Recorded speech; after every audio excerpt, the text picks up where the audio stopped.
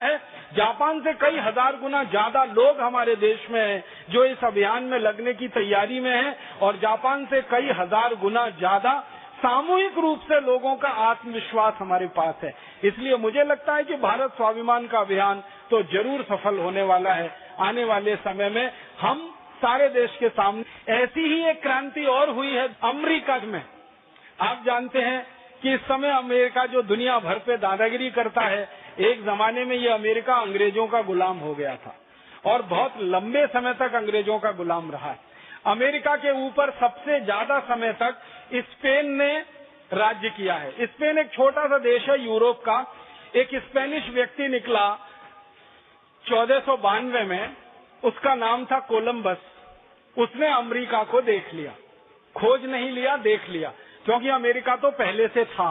तो Columbus America में पहुंच गया। अमेरिका में उसने धन देखा, संपत्ति देखी, और उस समय अमेरिका में जो मूल अमरीकी लोग थे उनकी समृद्धि बहुत ज्यादा थी। अमेरिका में जो मूल अमरीकी लोग हैं उनको कहा जाता है माया सभ्यता के लोग, माया सिविलाइजेशन के लोग। दूसरे शब्दों में उनको रेड इंडियंस भी लोग कह देते हैं, क्योंकि उनके शरीर का रंग थोड़ा तांबे के रंग का होता है और दिखने में वो आपके ही जैसे होते हैं, एकदम भारतीय है। उनके नाक नक्श आपके जैसे हैं, उनकी आंखें आपके जैसी हैं, शरीर की बनावट भी आपके जैसी है, माने भारतीयों जैसी है, बस शरीर का रंग थोड़ा सा तांबे जैसा है, कॉपर कलर का है। तो उनको रेड इंडियंस कहा गया।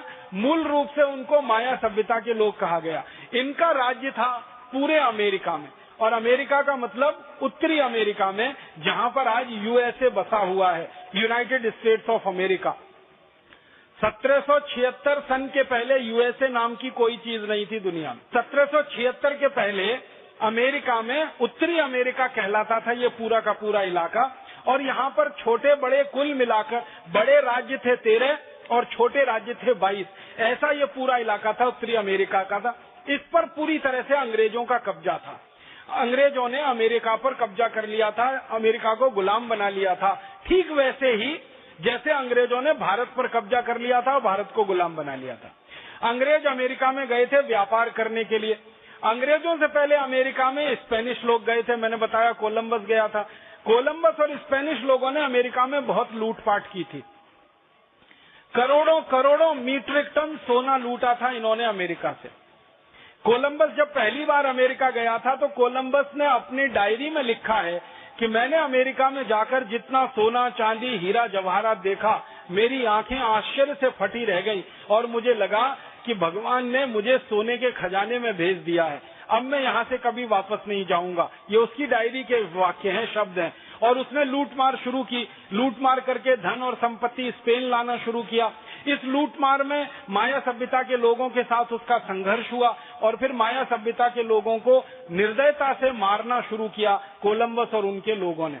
अगर आप पूछेंगे कि ये स्पेनिश लोगों ने अमेरिका में जब लूटपाट की तो कितने लोगों को मारा होगा, ब्रिटिश लोगों ने जब अमेरिका में लूटपाट की तो कितने लोगों को मारा होगा, तो अमेरिका के इतिहासकार बताते हैं कि लगभग 11 करोड़ अमरीकी मूल नागरिकों को स्पेनिश और ब्रिटिश लोगों ने खत्म कर दिया, मार डाला, हमेशा के लिए मौत की नींद में सुला दिया।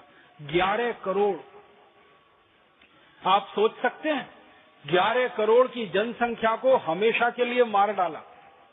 ये इतनी हत्या, इतनी हिंसा, इतनी बर्बरता स्पेनिश और ब्रिटिश लोगों ने अमेरिका में की।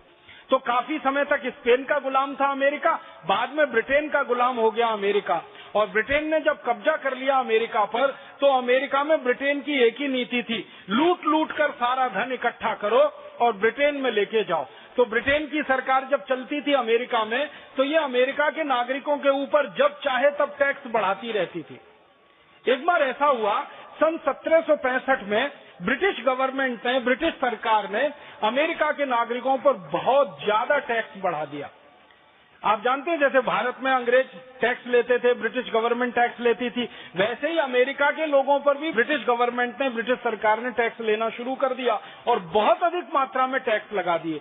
परिणाम क्या हुआ, अमरीकी लोग परेशान हो गए। परेशानी क्या होती है, जब नागरिकों पर टैक्स ज्यादा लगाए जाते हैं तो सबसे पहला दुष्परिणाम आता है कि नागरिक गरीब होना शुरू हो जाते हैं।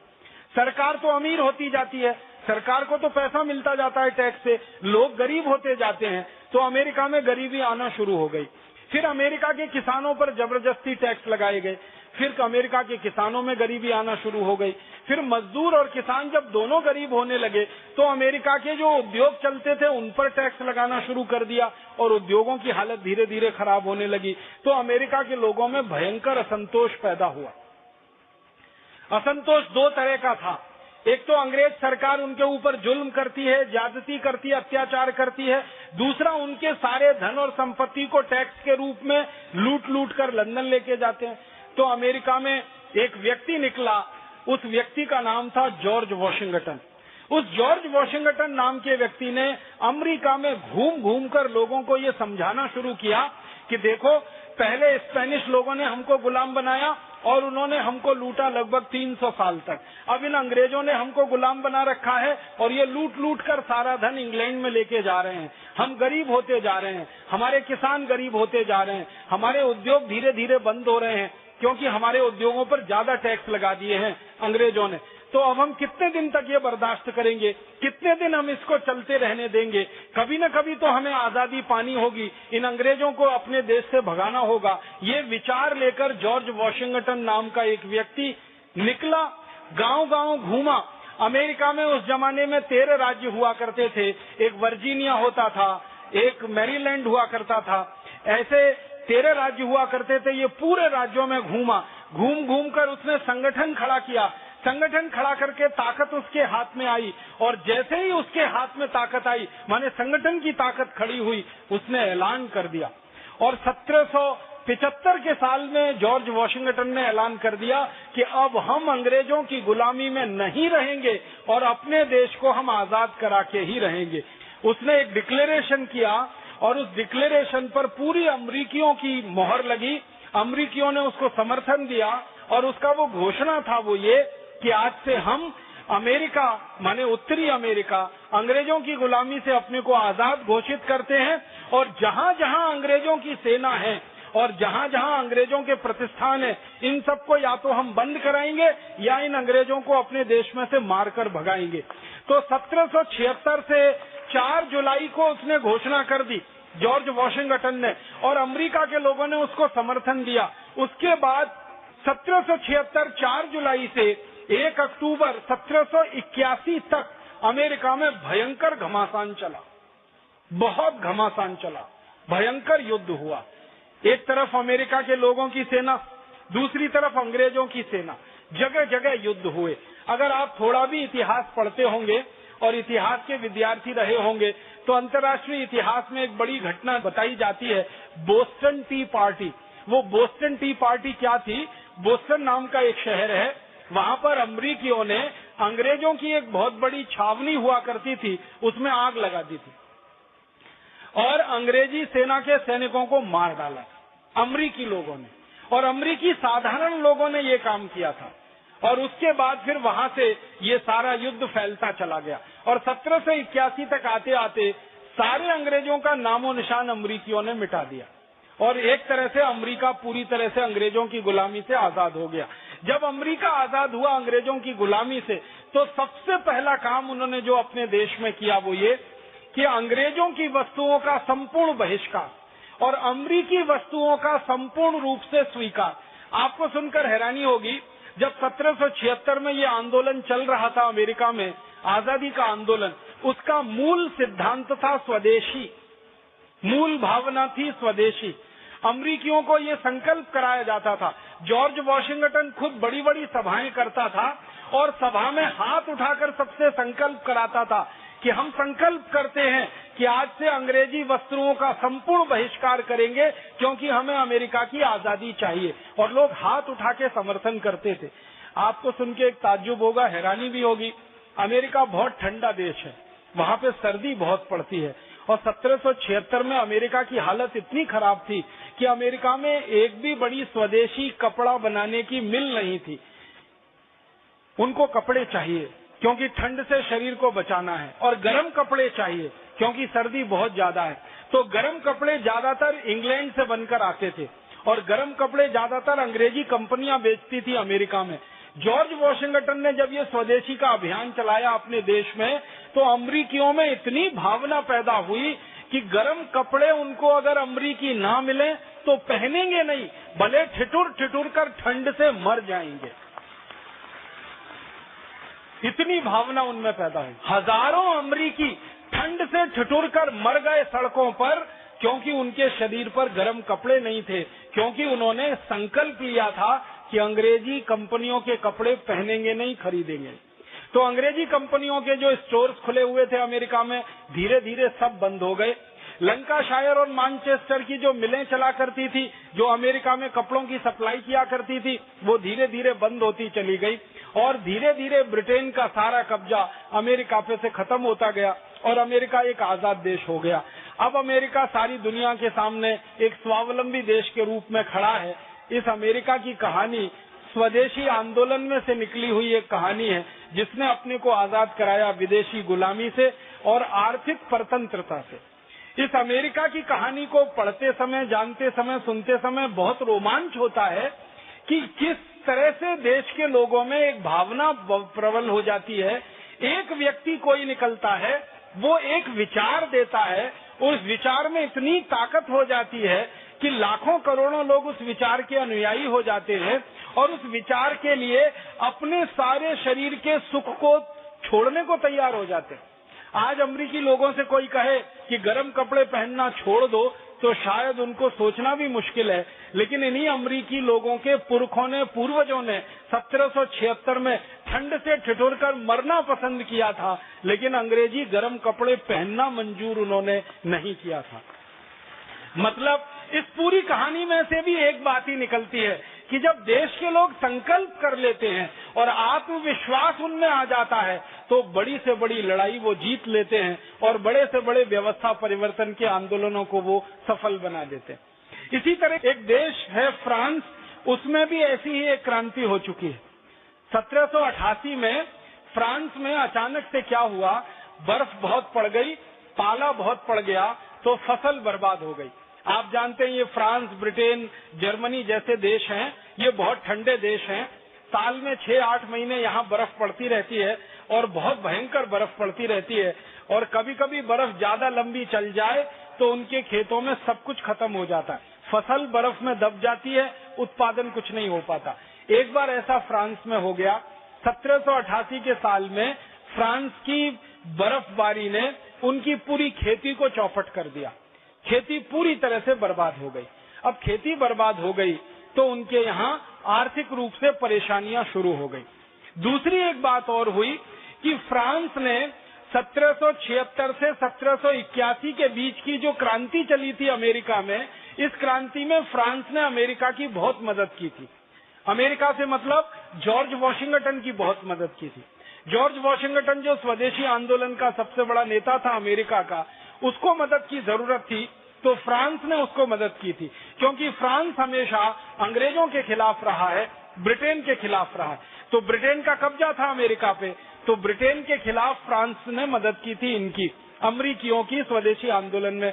तो फ्रांस का बहुत सारा पैसा अमेरिका में चला गया था। अचानक से 1788 में अकाल की पाले की स्थिति आ गई, तो खेतों में सब बर्बाद हो गई, फसल कुछ बचा नहीं।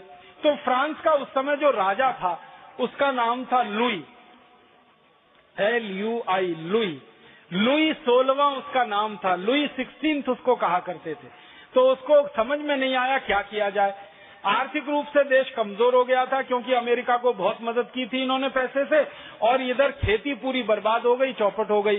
तो लुई ने एक रास्ता निकाला, और वो थोड़ा भारी पड़ गया। रास्ता ये निकाला कि उद्योगों के ऊपर टैक्स लगा दो अब ज्यादा, पैसे और लाने के लिए, क्योंकि खेती में से कुछ मिलेगी नहीं आमदनी, और काफी पैसा अमेरिका में खर्च हो चुका है, तो उद्योगों पर उसने ज्यादा टैक्स लगा दिए। उद्योगों ने क्या किया कि वो टैक्स जनता पर ट्रांसफर कर दिए।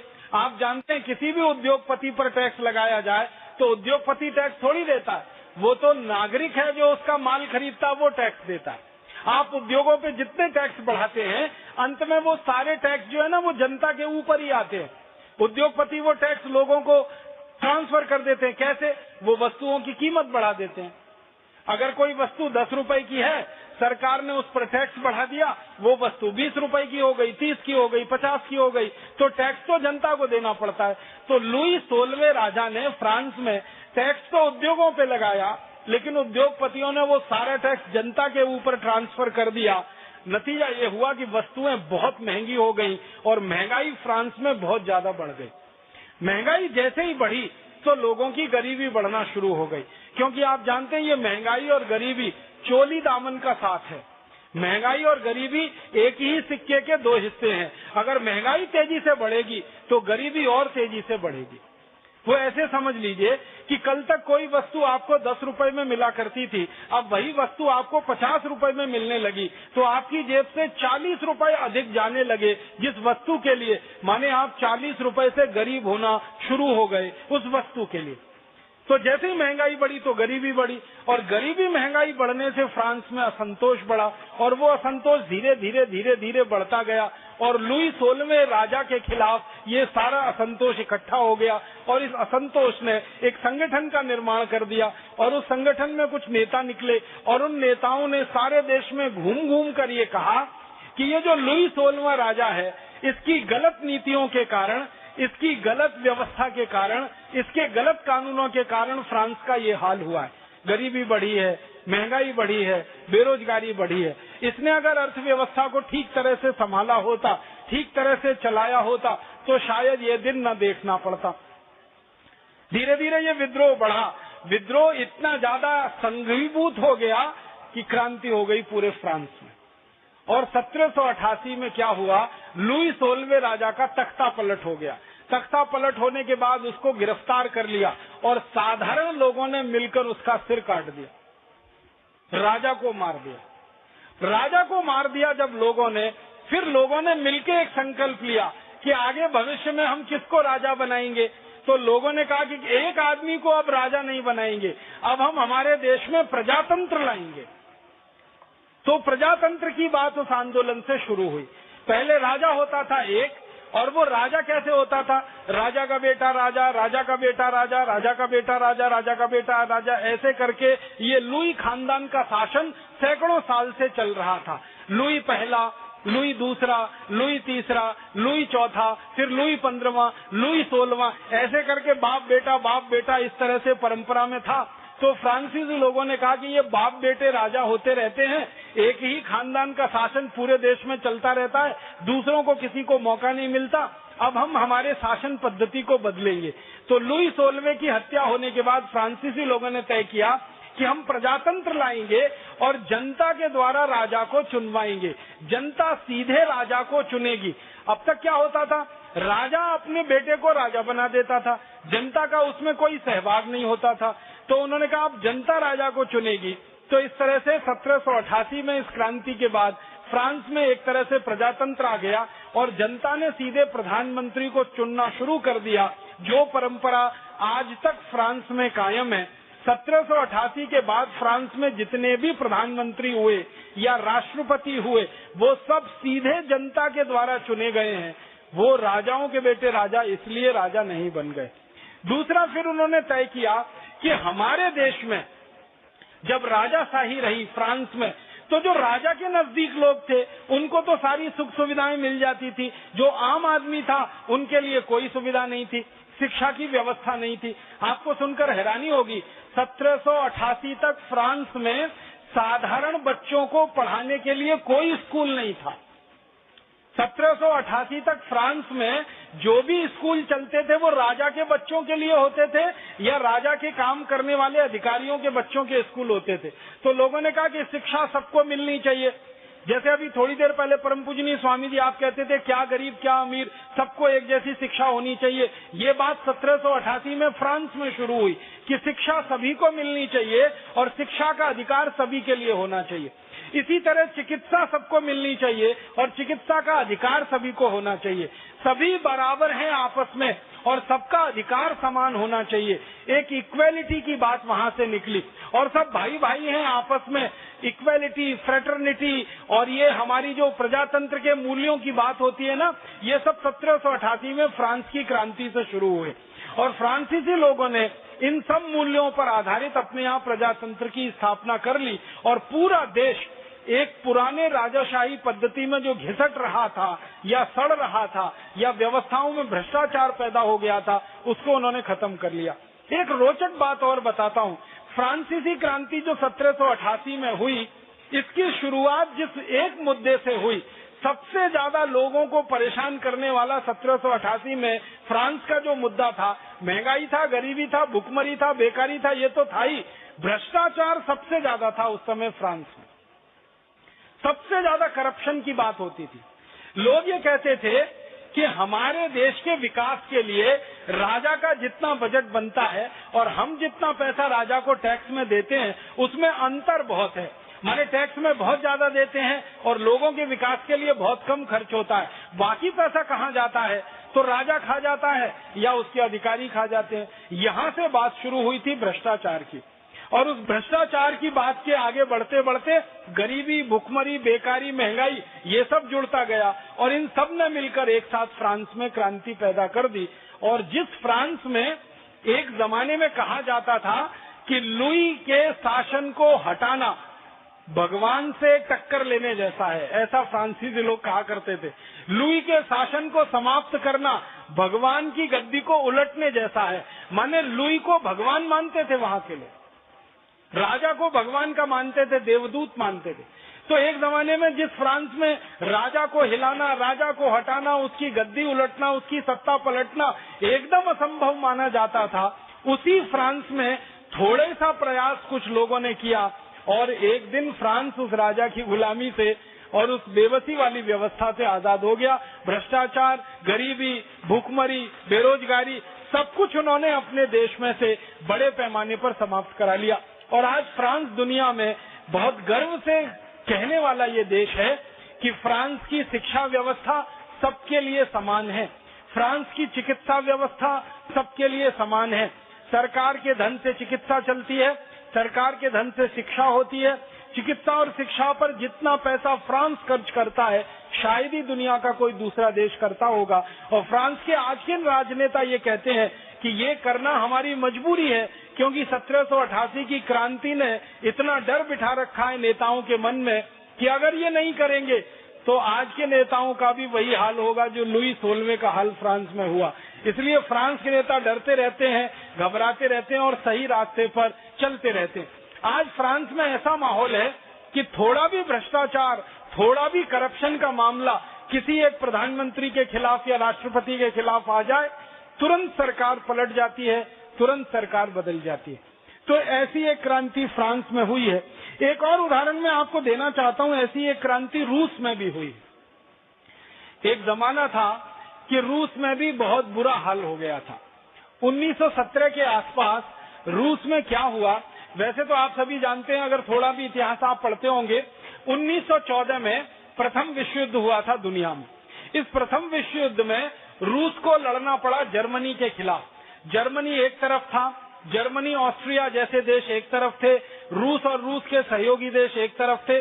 तो 1914 से 1917 3 साल विश्व युद्ध चला। इस विश्व युद्ध में रूस की आर्थिक रूप से बड़ी भारी नुकसान हो गया, कि बहुत नुकसान हो गया। रूस का पैसा बहुत ज्यादा डूब गया युद्ध में। रूस के कारखाने काफी हद तक बंद हो गए युद्ध के कारण। युद्ध में अर्थव्यवस्था पूरी तरह से तहस नहस हो जाती है, आप सभी जानते हैं, क्योंकि अर्थव्यवस्था का सारा पैसा युद्ध में लग जाता है। भारत ने 4 विदेशी युद्ध लड़े हैं अपनी जमीन पर और एक 5वां छोटा युद्ध लड़ा है कारगिल का।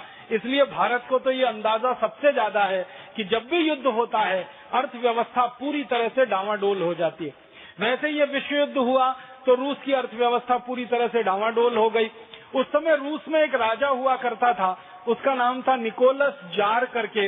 निकोलस जार ने देखा कि अर्थव्यवस्था बुरी तरह से खराब हो गई है, पैसा सरकार के पास बचा नहीं है, तो क्या किया जाए।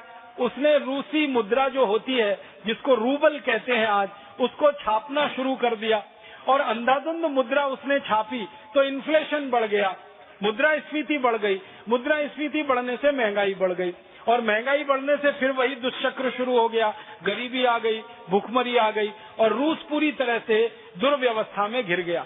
निकोलस जार ने बड़ी कोशिश की अपनी अर्थव्यवस्था को सुधारने की, ठीक करने की, लेकिन वो सफल नहीं हो पाया। तो निकोलस जार के खिलाफ एक आंदोलन शुरू हुआ रूस में। उस आंदोलन का जो नेता हुआ करते थे उनका नाम था लेनिन। लेनिन ने एक पार्टी बनाई थी, एक संगठन बनाया था। वो संगठन बाद में पार्टी बन गया, उसी का नाम कम्युनिस्ट पार्टी रखा गया। तो पहले ये कम्युनिस्ट ऑर्गेनाइजेशन था, बाद में कम्युनिस्ट पार्टी बन गया। तो लेनिन ने संगठन बनाया और सारे देश में लेनिन ने घूम घूम कर ये बताना शुरू किया कि निकोलस जार की गलत व्यवस्था के कारण, गलत नीतियों के कारण रूस पराजित हो गया युद्ध में। और उस समय युद्ध में जर्मनी की जीत हुई थी, जर्मनी एक तरह से विजयी रहा था, तो रूस पराजित हो गया। रशियन लोगों के दिल में ये बात बहुत चुभती थी कि हम हार कैसे गए, हमारी पराजय कैसे हो गई, जबकि निकोलस जार ने सबसे मजबूत सेना बनाई हुई थी और लोगों से सबसे ज्यादा टैक्स लेकर वो सेना पे खर्च किया करता था, लेकिन फिर भी पराजय हुई। तो रूस के लोगों को ये बात हजम नहीं हुई कि उनका देश पराजित हो गया, उनका देश हार गया। तो धीरे धीरे मन में वो बात बैठने लगी और लेनिन ने संगठन खड़ा कर दिया। पराजय की बात लोगों के मन में थी, उसके बाद महंगाई बढ़ गई, गरीबी, भूखमरी, बेकारी बढ़ गई और भ्रष्टाचार अपने चरम पर पहुंच गया। चरम पर कैसे पहुंच गया? जब अर्थव्यवस्था टूटती है ना और ऐसा लगता है कि देश डूबने जा रहा है, तो जो ऊंचे पदों पर बैठे हुए लोग होते हैं वो अपने बचाव के लिए, अपनी सुरक्षा के लिए ज्यादा से ज्यादा बटोरना शुरू कर देते हैं। तो निकोलस जार के जो नजदीकी लोग हुआ करते थे उन्होंने ज्यादा से ज्यादा पैसा बटोरना शुरू किया, इकट्ठा करना शुरू किया, उसमें भ्रष्टाचार बढ़ता गया। तो भ्रष्टाचार सबसे बड़ा मुद्दा बना रूस की क्रांति का। गरीबी दूसरा मुद्दा था, महंगाई तीसरा मुद्दा था और आर्थिक दुर्व्यवस्था चौथा मुद्दा था। फिर धीरे धीरे रूस में और एक गंभीर स्थिति बन गई कि रूस के खेतों में किसान जो मेहनत करके उत्पादन करते थे, अचानक से वहां ज्यादा बर्फ पड़ने के कारण 1917, 1916, 1915 उन दिनों में उत्पादन भी घटता गया और खेती से आने वाली आमदनी भी लगातार कम होती गई। इन सब परिस्थितियों ने मिलाकर क्रांति को वहां जन्म दिया और लेनिन के नेतृत्व में जो कम्युनिस्ट ऑर्गेनाइजेशन बना, जो पार्टी बाद में बन गया, उन्होंने जार के शासन को उखाड़कर फेंक दिया, जार को गद्दी से उतार दिया, निकोलस जार को गद्दी से उतार दिया। बाद में उसके ऊपर मुकदमा चलाया गया और उसको फांसी देके मार डाला और उसके बाद कम्युनिस्ट पार्टी ने वहां पर राज संभालना शुरू किया। तो कम्युनिस्टों ने जो राज संभाला वहां रूस में, तो वहां पर कई व्यवस्थाएं उन्होंने बदल दी। एक व्यवस्था उन्होंने ये बदली कि कभी भी भविष्य में इन्फ्लेशन ना बढ़े, महंगाई ना बढ़े, तो अर्थव्यवस्था को एक नए सिरे से उन्होंने ढाला। फिर उसके बाद गरीबी, भुखमरी ज्यादा ना हो, लोगों के पास जमीनें हो, हर आदमी के पास उत्पादन करने के लिए थोड़ी जमीन हो, तो भूमि के स्वामित्व की व्यवस्था उन्होंने बदल डाली। ऐसे करके पूरे तंत्र को बदल दिया। जार के जमाने में ऐसा होता था कि मात्र 1% लोगों के हाथ में रूस की पूरी जमीन थी, मात्र 1% लोग पूरी जमीन पे कब्जा करके बैठे हुए थे। आप सोचो, देश रूस जो है ना दुनिया में सबसे बड़ा देश है। अगर आप भूगोल देखेंगे दुनिया के देशों का, तो रूस दुनिया का सबसे बड़ा देश है, जिसको हम थोड़े दिन पहले तक सोवियत संघ कहते रहे, यूनाइटेड स्टेट्स, रशिया जिसको बताते रहे, वो दुनिया में क्षेत्रफल के हिसाब से सबसे बड़ा देश है, सबसे ज्यादा जमीन उनके पास है और दुनिया की सबसे कम जनसंख्या वहां रहती है, तो जमीनें बहुत हैं। तो निकोलस जार के जमाने में क्या हुआ था कि सारी जमीनें इकट्ठी होकर 1% लोगों के हाथ में आ गई थी। तो ये लेनिन ने ही मुद्दा बनाया था कि सारी जमीनें 1% लोगों के हाथ में है और 99% लोग वहां भूमिहीन हैं, लैंडलेस हैं। तो ये 99% लोगों को इकट्ठा किया जाए और इनको संगठित करके क्रांति की शुरुआत की जाए। तो वहां से उनके यहाँ क्रांति की शुरुआत हुई और वो संगठन मजबूत होता ही गया और एक दिन चलकर उन्होंने जार की पूरी व्यवस्था को उलट दिया और सोवियत संघ एकदम नया देश बन गया। उसके बाद से सोवियत संघ ने अमेरिका के सामने सारी की सारी कंपटीशन लगा दी, पूरी की पूरी प्रतियोगिता लगा दी और रूस को ऐसा उन्होंने तय कर लिया था कि अमेरिका से किसी भी मामले में पीछे नहीं रहना चाहिए। अमेरिका पूंजीवादी तरीके से विकसित होने वाला देश था, इन्होंने साम्यवादी तरीके से देश को विकसित करना शुरू किया और काफी हद तक उस देश को उन्होंने आगे बढ़ा लिया। बाद में क्या हुआ, 1970 के दशक में रूस में फिर गड़बड़ी हो गई कि ये कम्युनिस्ट पार्टी की मदद से जो शासन व्यवस्था आई थी, इस शासन व्यवस्था में क्या हुआ था, नौकरशाही पूरी तरह से हावी हो गई, जिसको हम ब्यूरोक्रेसी कहते हैं भारत में, वो नौकरशाही पूरी तरह से हावी हो गई।